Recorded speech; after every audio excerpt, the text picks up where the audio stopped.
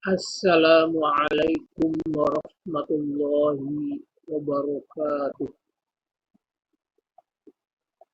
Alhamdulillahirabbil alamin wa bihi nasta'inu ala umurid dunya waddin. Summa sholatu wassalamu ala sayyidina Rasulillah Muhammad sallallahu alaihi wasallam wa alihi ashabihi ajma'in, amma ba'du. Alhamdulillah, pada kesempatan ini kita kembali bisa melanjutkan pembelajaran kita. Kali ini kita akan membahas suatu bab yang menurut saya secara pribadi sangat berat untuk disampaikan, yaitu tentang perceraian.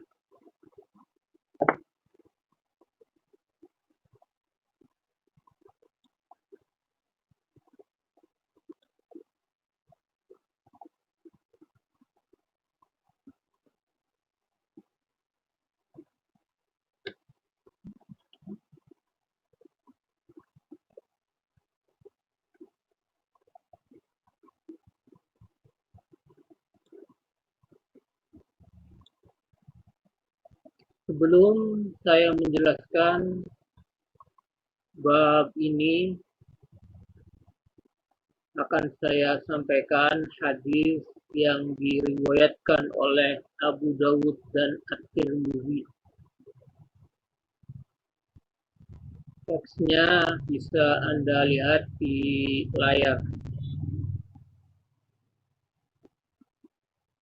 Ada 3 perkara yang seriusnya dianggap serius dan bercanda pun tetap dianggap serius, yaitu nikah, cerai, dan rujuk. 3 hal ini ketika diucapkan, walaupun dengan bercanda, ketika sudah keluar dari mulut kita, maka terjadi. Walaupun kita berargumen, beralasan tidak ada niat, tetap berlaku, tetap terjadi.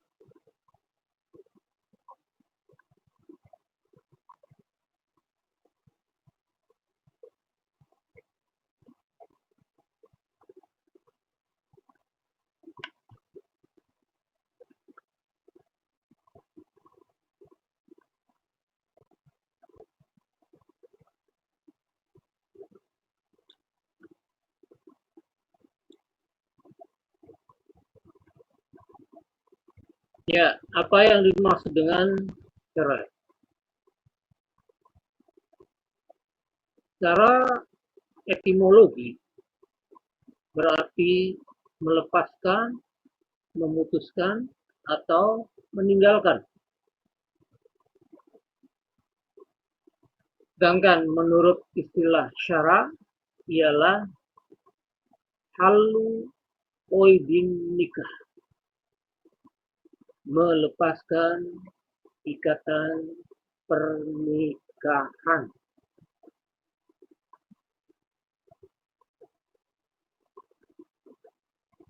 Rasulullah Shallallahu Alaihi Wasallam bersabda, "Abghadul halali ilallahi at-thalaq." Perbuatan halal yang paling dibenci oleh Allah adalah perceraian.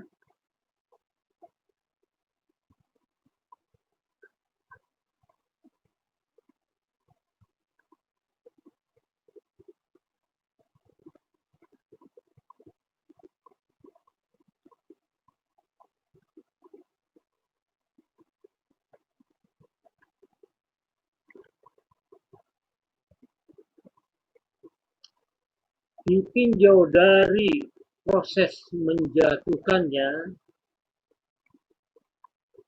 perceraian ada beberapa macam.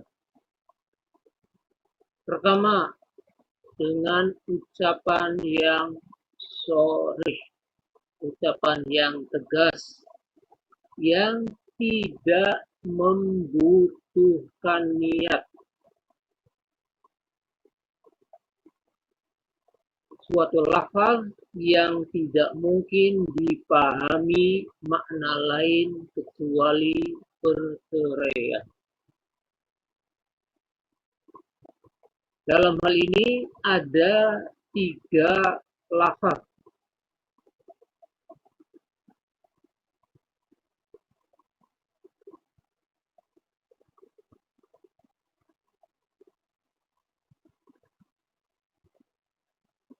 Ketiga lafaz ini sudah keluar dari ucapan kita, secara otomatis terjadilah perceraian itu.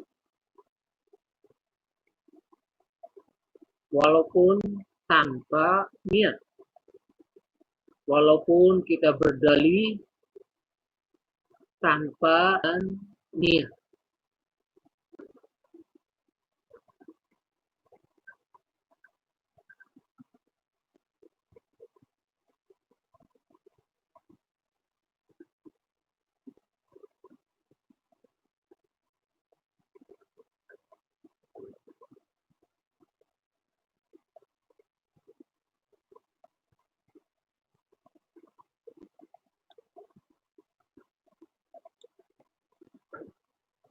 Yang kedua, ucapan yang merupakan kinayah atau sindiran adalah lafaz yang memiliki kemungkinan makna perceraian atau lainnya. Seperti ungkapan anti alayya haram. Ucapan ini mungkin mempunyai beberapa arti. Di antaranya bahwa istri menjadi haram bagi suami karena sedang berhalangan, karena sedang haid. Yang kedua, istri haram bagi suami karena telah terjadi perceraian.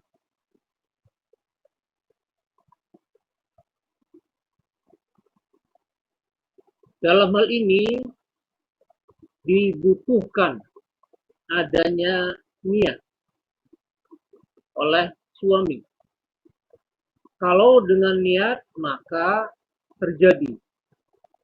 Kalau tanpa niat maka tidak terjadi.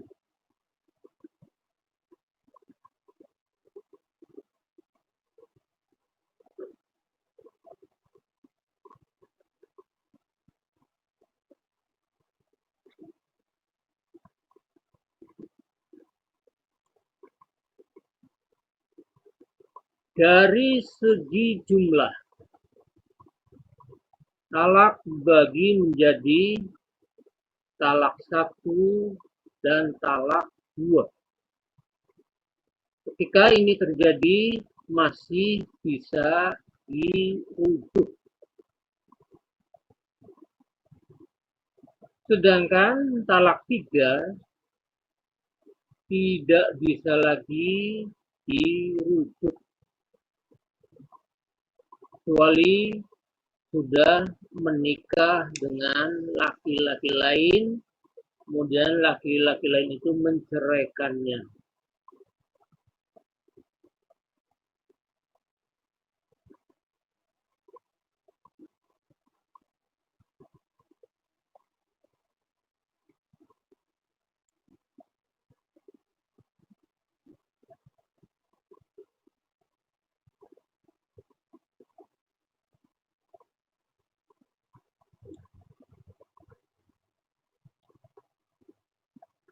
ditinjau dari segi keadaan istri, ada talak sunnah, yaitu talak yang ideal, yang dijatuhkan kepada istri yang pernah dicampuri dalam keadaan suci dan saat itu belum dicampuri atau dalam keadaan hamil.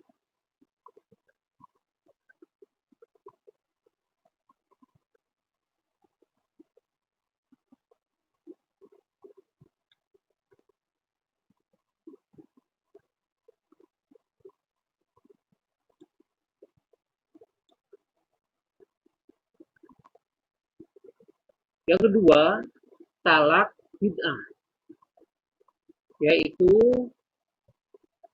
yang dijatuhkan kepada istri dalam keadaan haid atau suci yang pada waktu itu sudah dicampuri oleh suami. Hukumnya haram, akan tetapi menurut jumhurul ulama perceraiannya terjadi, perceraiannya jatuh.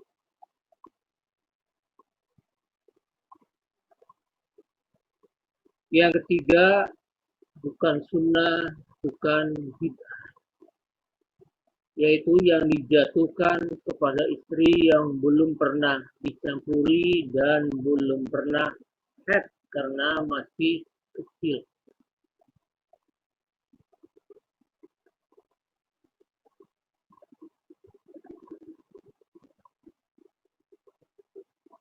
Nah, dalam hal ini, dalam perceraian ini akan saya tambahkan,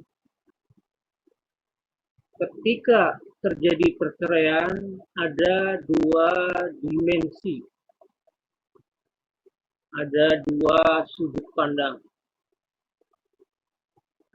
Pertama, kalau dari sudut agama,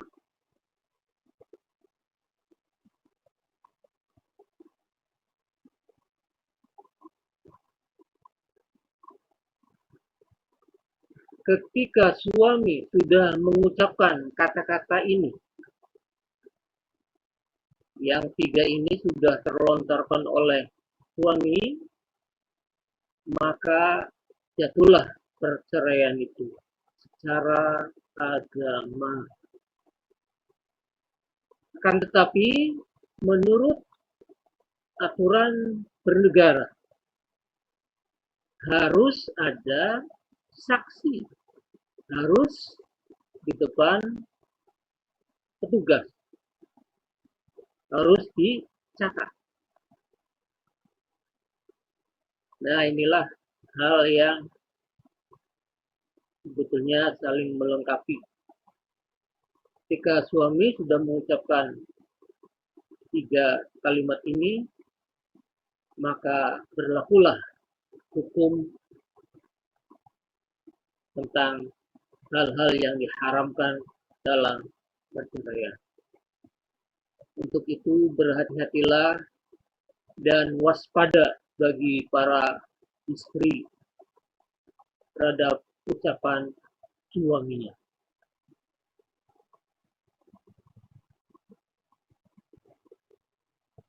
Sekali lagi,